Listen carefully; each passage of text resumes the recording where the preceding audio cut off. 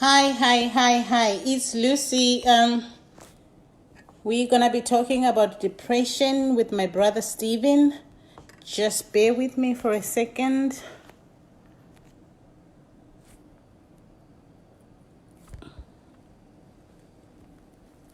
Okay. Hi, Steve. Did you see my invite? I have sent you an invite. Have you seen my invite?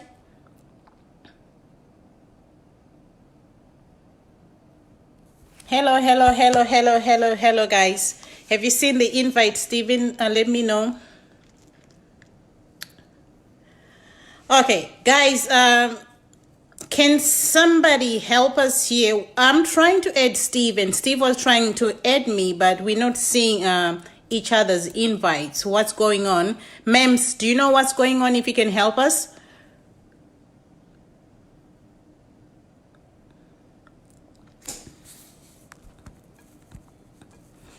For some reason, I'm trying to add Steven, and it's not working on both ends. So, okay. No, Mems, to add onto the live video, I want to add Steven on the live video. It's not allowing us. So you can't add anyone on a live video anymore. Is that what you're saying?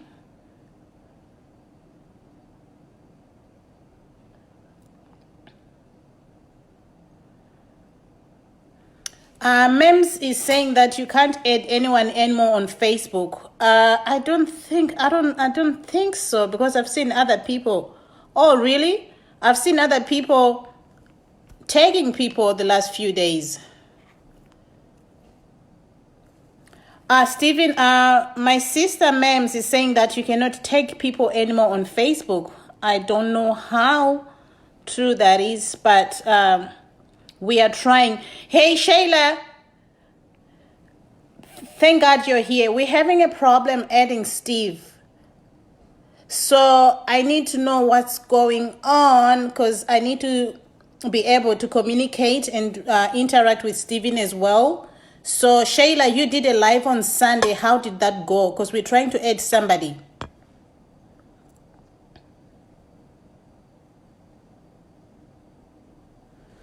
Yes, Shayla, he's using a cell phone.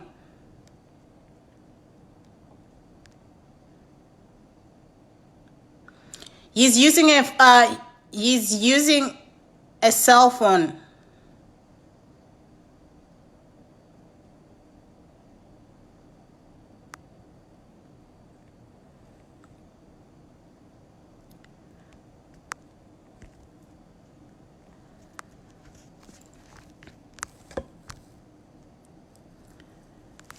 Okay. I don't. Oh, okay. I didn't know. But Shayla, you did a live on Sunday. How did that work? Shayla, apparently from Sunday, you cannot add any more people on a live video. That's what I'm hearing. So I don't know how that works. Maybe it's a new thing. I wasn't aware of it. But anyways, we're gonna continue, and we're gonna talk about depression today. I'll try to add Steve. I will keep trying, but we'll continue with the talk about depression, because the last few weeks, my inbox has been flooded with a lot of men. Ever since I did that video on depression among men, my inbox has been flooded with a lot of men telling me they're going through a lot of struggles, especially a lot of men from Zimbabwe who are in diaspora. Some of them are struggling to find work. Some of them are depressed because their wives have turned nasty on them in diaspora. So I've had a lot of calls. I've had an overwhelming response to that video when I spoke about depression. So, depression. What is depression? And according to research, depression is a feeling or a low mood and an aversion to activity. Just not feeling like you want to do anything. You just don't feel like connecting. You just want to stay by yourself. You just don't feel right. It can affect a person's thoughts, behavior, and sense of well-being.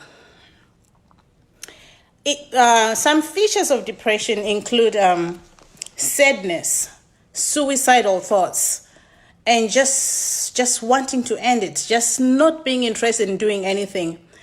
So a lot of people who suffer from depression, if you look, and some research has shown that some people, the reason why they end up feeling depressed is because maybe they were abused from their growing.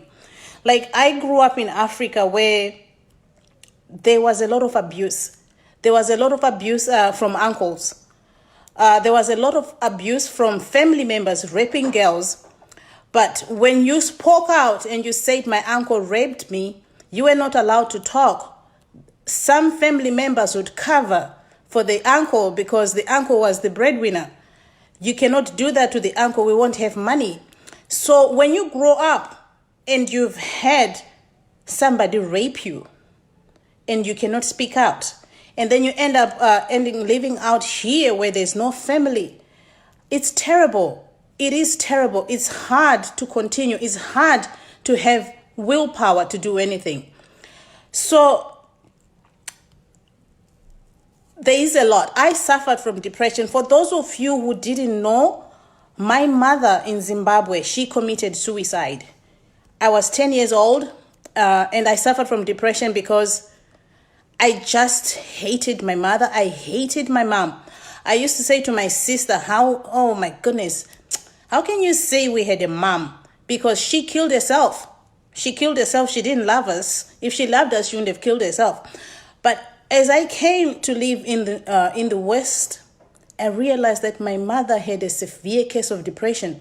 I suffered from depression, but my depression was from unforgiveness. I did not forgive my mother. I had this hatredness inside of me. So because of that hatredness, I created my own depression. So how you can cope with depression, especially when you're living away from home in these countries where you have nobody, you are the breadwinner. Some people can't even afford to take a day off. Like here in Canada where we live, some companies don't pay you if you don't show up for work. So you go to work regardless of how you're feeling. You are bottled in. Everything is just boiling inside. And then you find that some men end up being abusive to their wives and vice versa. Some women end up being abusive to their husbands as well because there is something inside that's just not right. So I want to encourage you, like if you're in a situation and you see that your husband or your spouse has changed, talk to them and see what's going on. Talk to them and just get to that place where they can actually tell you, I'm not feeling good. It takes a lot for somebody to come out and say that I'm depressed. It takes a lot of guts because most people, especially men, I was talking to a few guys at my workplace the other day. They said, I said, why is it that you guys, when somebody is not feeling good, you just laugh at them? I said, oh, no. He needs to man up. He's a woman. That's not going to help a man who's suffering from depression. So for a man to speak out and say, I'm suffering from depression, and then the other guys around him says, oh, you're not a man. Oh, just be strong. Just be strong. It doesn't work. As guys, you need to learn to find a way of encouraging your fellow brothers when they're suffering from depression to seek help. Take them to the doctors. Take them out for a drink. Do things together, activities together. A few months ago, there was a Zimbabwean guy. He made the news. He left his house. After he left his house, they looked for him and he was reported missing. They found he had hanged himself in the park. Mommy, I put Lawrence and said sorry, but she was keep on being rude. Okay, Papi, I'll come to you when I'm done working, okay? Sorry. So he was found, he had hanged himself in the park. And the reason why he had hanged himself was because he had lost his job. So we take these things lightly, like, oh, how can he kill himself because he lost a job? But to him, his job was everything. And like I'm telling you, without family here, and you have family back home that's expecting you to send money, your family back home does not understand that things get tight here. Your family back home does not understand that we don't walk on streets paved with gold. We have to work, and we have to work. I was reading another article that there was a Zimbabwean nurse who also committed suicide this week because she couldn't take working 12-hour shifts. She was working 12-hour shifts and she ended up just ending her life. This is terrible. People back home, we need to empower them so that they learn to make money. Use your hands. Start projects. Don't rely on your family in diaspora to feed you every single month, year after year. What happens when that person who's been feeding you eventually dies? What happens when that person who's you've been relying on breaks down? If you are sent money, do not steal money from your family. That causes depression to those people in diaspora. Diaspora is not a place for the faint-hearted. Diaspora is a lonely place to be. Diaspora sucks. Diaspora is not for everybody. So I'm encouraging you people and our community in Zimbabwean communities, get out together. Let's unite. Let's start doing activities that are inclusive to everybody. Despite of religion, despite of our beliefs, let's do things together. Let's support each other's businesses. When somebody is sick, let's go and see them in hospital. When somebody is not feeling well and they're telling you they're feeling down, they are low, let's encourage them to seek help. Let's encourage them to go seek the doctor. Okay, go play on your tablet. Because like I'm saying, like there's always a reason why somebody has reached that point. There's always, like I have seen people who had very good jobs in Zimbabwe and then they come here and they're doing the worst of jobs. How is that person? It's not going to just go lightly like, okay, I used to be a doctor or I used to be a pharmacist in Zimbabwe. I can't get a job here. And you end up being a cleaner. That is not just going to go down well with somebody's spirit. So let's learn to speak out. And the other thing also is we parents in diaspora are raising our children. We are busy with our social lives. We are busy working, chasing the dollar. And in chasing the dollar, we need to also take time to listen to our children. Do you know when I was in Zimbabwe, and like I'm telling you, I suffer from depression. Like if you cry back home and you are crying, the response was, why are you crying? Urukucheme, come here. I'm going to give you another reason to cry and I'll slap you off and you're going to cry more. Did somebody listen to me? No. Because that's the response. We were told to be strong. Just be strong. Don't cry. So as a result, nobody listened. Nobody listened to my emotional scar that I was feeling. So it's the same here. Let's be there for our children. If I watch in diaspora, a lot of kids, a lot of teenagers, they end up committing suicide. The suicide rate is very high among teenagers because of peer pressure. Because also, as minorities, we still have a long way to go. You have to support your children. You have to talk to them. Listen to them, especially in their from an early age, and also be there for them from their teenage years. Because when you think, oh, they're teenagers, that's when the problem just starts. Because now we have social media bullying. There's a lot of bullying that goes around at school. There's a sense of not belonging. Because what we do also as parents is we say, like, we hide our children from other members of society. They go to school, they come home, they're not involved in a lot. So we are isolating our children. So when they grow up, they won't know how to react and deal with society because they were isolated. So they're not properly trained to face the world. And when they do, and then there's troubles, there's teenagehood, they can't cope. What do they end up doing? They end up doing drugs. They end up finding comfort in the bad things because, like I said earlier, when you go to your parents and they say, come here or be strong, I'm going to slap you out. Then the next thing is, if I'm a girl and God forbid I've had sex and I'm pregnant, do you think I'm going to come and tell my mother that I had sex and I got pregnant? No, I'm not going to tell my mother. I'm just going to be depressed. I deal with a lot of, I volunteer with different organizations and I deal with a lot of women. A few years ago, I had a girl come to me. She's a girl. She made a mistake. She had a sexually transmitted disease that had gone for months and months and months untreated. So she comes to me and she says, Lucy, I need your help. I said, what's the problem? She said, I have an STD, but I cannot tell my mother.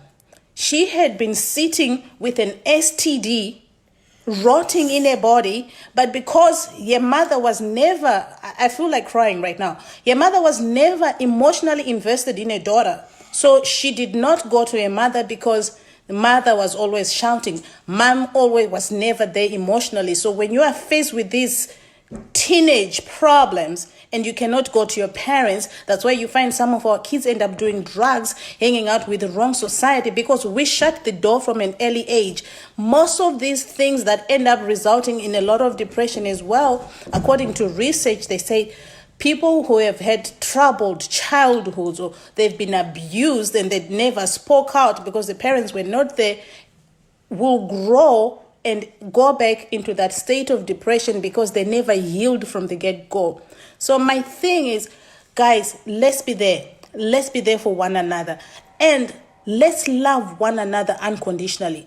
Let's not isolate our children. Some people think when they have money or they've made it in diaspora, they cannot talk to their families that are poor.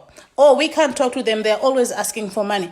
Oh, why do you hang out with people like that? I've had people ask me, why do you hang out with lowlifes? Those lowlifes also need love. There is no such thing as a lowlife. Just because somebody is not at the level that you are does not mean they're a lowlife. Let's love one another unconditionally, because in doing so, when we are filled and we are seeded with love, it takes away some of the bad thoughts. It takes away some of the thoughts that lead us to depression and isolation. Because you find that in Italy, there was a little village in Italy where everybody had, they were in their 80s or 90s, and they asked them the reason why they had such a high population of old people. And their response was, it's because they have a social life. Do not isolate your children. Do not isolate your families. 2 days ago, I asked a group of people that, do you speak to your cousins? And they said, no. I said, why? They said, oh, I don't have anything to do with them. Why? I said, so if there was a tsunami or a natural disaster that came and wiped everything out of you and everybody out of your family and leave you with one child, who is your child going to go to? I said, I don't know.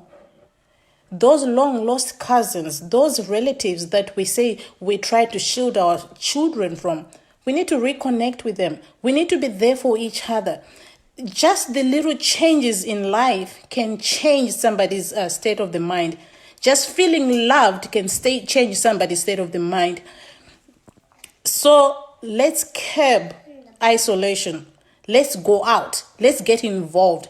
If you are guys, join a team. Get involved in your community, because we're so far away from home. So every weekend, if your life involves watching football, soccer, being glued on the TV, that's not a healthy lifestyle. You're isolating yourself.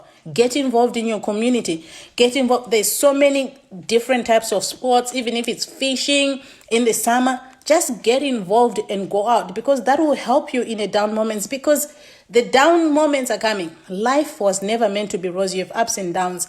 But what you do in your downtime is what's going to make you succeed in curbing some of the depression that you feel, because at one point in our lives, we all going to feel depressed. We all go through depression in our lives from these little things. And stress is not good as well. When you start feeling stressed, it's okay to talk to your friends that I'm stressed. It's okay. Go talk to your find something recreational to help you cope with your stress. Because some of these things, like you might be stressed today, but you find that a month from now, you might not be stressed as well. I get stressed as well. Like you see my pictures on Facebook, you might think my life is rosy. No, it's not. I have my down moments. So but I find refuge in talking to my friends, in doing activities. The more I keep myself busy, the more I'm always involved in going out, going to church, playing this sport, trying this and gathering with friends. It helps me. And it just does help. Do not isolate yourself in diaspora. Seek help if you're suffering from depression. Do not try to save the world. Do not try to save every problem in Zimbabwe. I have been there. I have done it. I have a sister that died with HIV at 22. I sent all the money that I could. I used to send money. She needs money for this. She needs money for that. She needs money for this. She needs money for that. And with the background of having my mother having killed herself, I always to have the burden of saying, you know what, if I don't help, what if she dies? But eventually she died. So I went through a lot of unnecessary stress. I went through a lot of unnecessary depression because I took it as my job to look after that person. But let's empower the people back home that, no, I can give you money, start a business, let's help them. The economy is bad, but don't let everything rely on your shoulder because it's just going to kill you. It's just going to take away from you. I know some sisters and some brothers who work so many jobs because every month they have to send money home, which is okay. But the people at home also sometimes they end up just not understanding that sometimes when somebody say, oh, I don't have money, they actually don't have money. So let's learn to teach and educate people back home. When you are not feeling good, just tell them, you know what, I'm going through a rough time at the moment. What can we do as a family to get out of this situation? Network with your family. Just think of ideas of how you can have some of these things, especially the money issues. Money issues affect everybody, every household in Zimbabwe. So that helps as well with the depression issue. So just love unconditionally, because when you love unconditionally, it doesn't matter whether somebody is helping you or they're not helping you. When you love somebody unconditionally, it doesn't matter how much money they're giving you. Just love everybody and just be there for them, because sometimes what one needs is just love. Just love. Just love your people. Just love your cousins.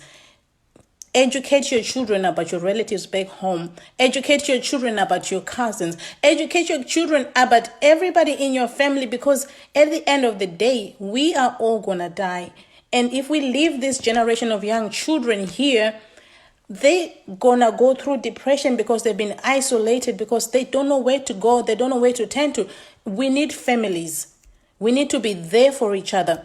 So that was my message today. So thank you guys for watching.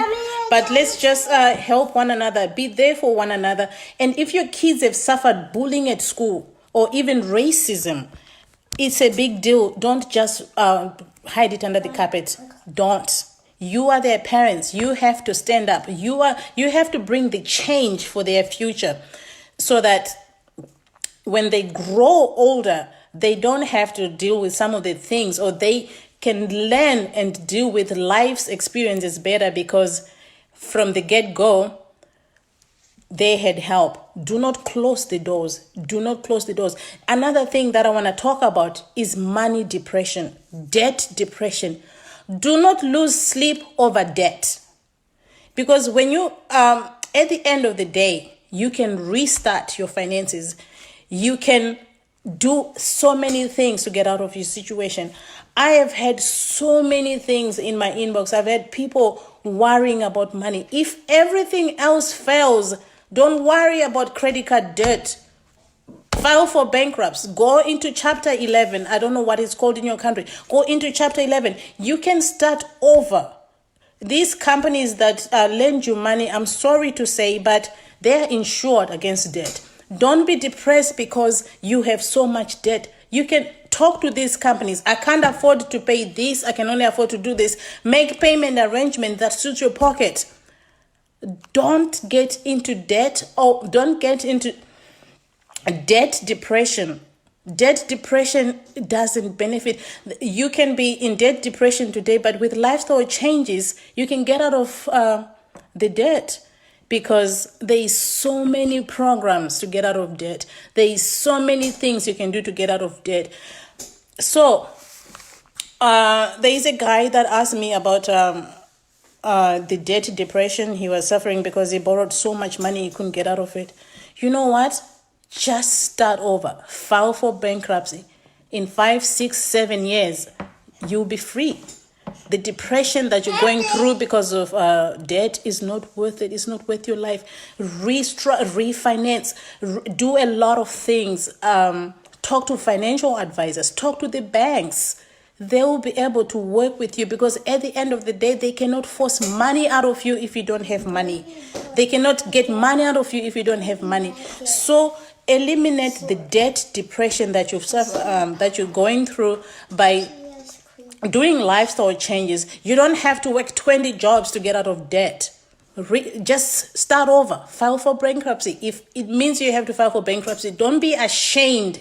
That's the other thing. Is people are so ashamed that, oh, how can I file for bankruptcy? There comes a point in time in life where you have to restart.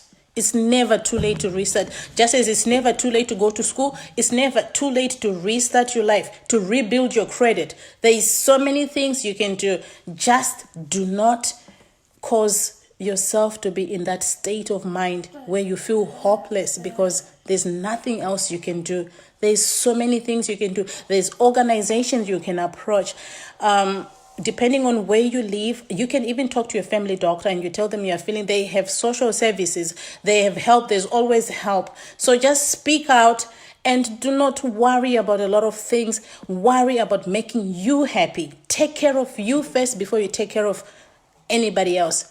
Take care of you first before you take care of your family in Zimbabwe, because without taking care of you, you cannot take care of your family in Zimbabwe. So just speak out, go for counseling, go to church. And I also encourage church pastors and leaders that it's now time for depression to be the hot topic in the church.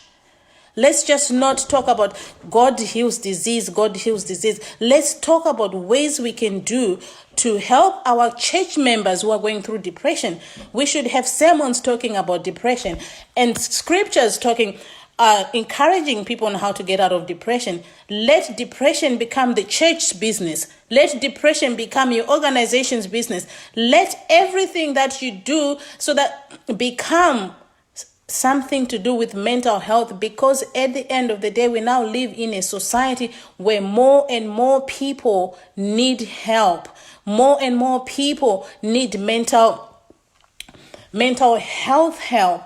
In Zimbabwe, where I come from, we did not have that. I lost my mother. I lost a friend. I lost way too many people to suicide. So I don't want to see any more people dying because they felt hopeless. There is hope. There is help. Oh my goodness, Terry, I know, but you know what? Don't let society's negative voices control you. Learn to ignore. Let's learn to ignore society negative voices. I know I've been a victim of backstabbing, but that doesn't define me.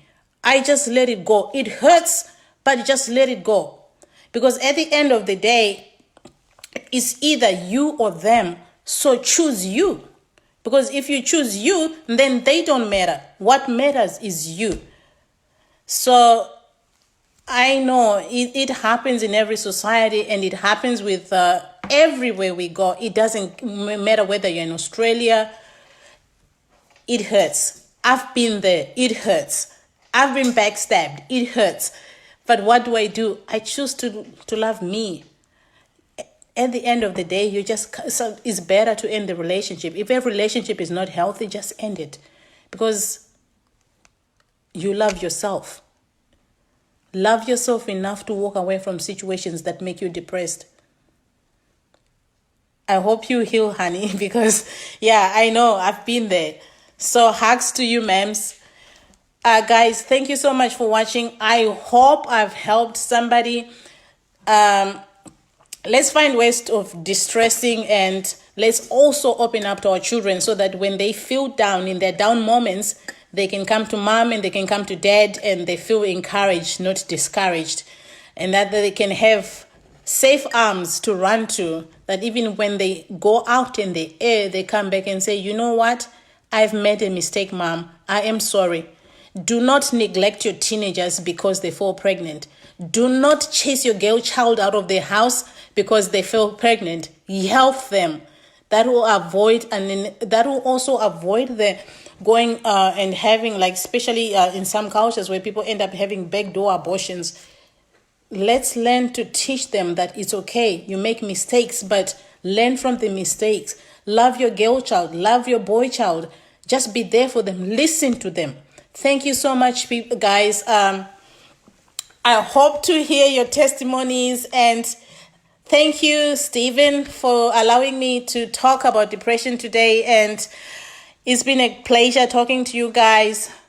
Stay blessed, and let's kick depression out. Speak out, seek help. There's lots of help. You can get out of it. And remember, don't worry about debt. Do not have depression debt. Do not have depression debt, because there's so many ways you can get out of it. To my brother and to all those people who have been writing me that they're depressed about money, do not worry about money, because money comes and money goes. Stay blessed. I love you all. God bless you, and thank you. Bye.